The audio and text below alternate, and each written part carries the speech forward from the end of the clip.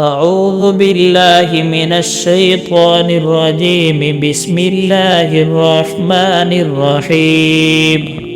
يا أيها المزمل قم الليل إلا قليلا نصفه أو انقص منه قليلا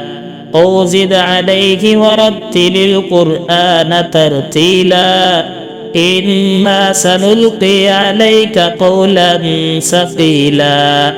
إن ناشئة الليل هي أشد وطئا وأقوم قيلا إن لك في النهار سبحا طويلا واذكر اسم ربك وتبتل إليه تبتيلا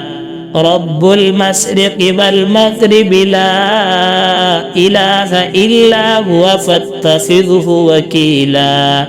واصبر على ما يقولون واهجرهم هجرا جميلا وذرني والمكذبين أولي النعمة ومهلهم قليلا إن لدينا أنكالا وجحيما وطعاما ذا غصة وعذابا أليما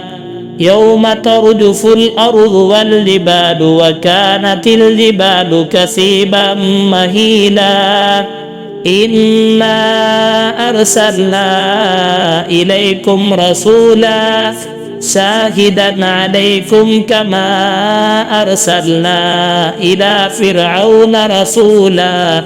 فعصى فرعون الرسول فأخذناه أخذا وبيلا فكيف تتقون إن كفرتم يوما يجعل البلدان شيبا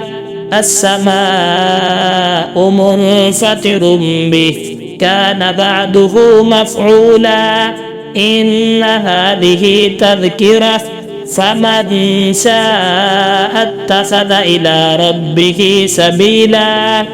إن ربك يعلم أنك تقوم أدنى من ثلثي الليل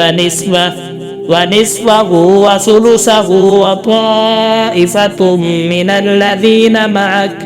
والله يقدر الليل والنهار علم أن لن تحصوه فتاب عليكم فاقرؤوا ما تيسر من القرآن علم أن سيكون منكم مرضى وآخرون يضربون في الأرض يبتغون من فضل الله وآخرون يقاتلون في سبيل الله فاقرؤوا ما تيسر منه وأقيموا الصلاة وآتوا الزكاة وأقرضوا الله قرضا حسنا وما تقدموا لأنفسكم من خير تجدوه عند الله هو خيرا وأعظم أجرا واستغفروا الله إن الله غفور رحيم.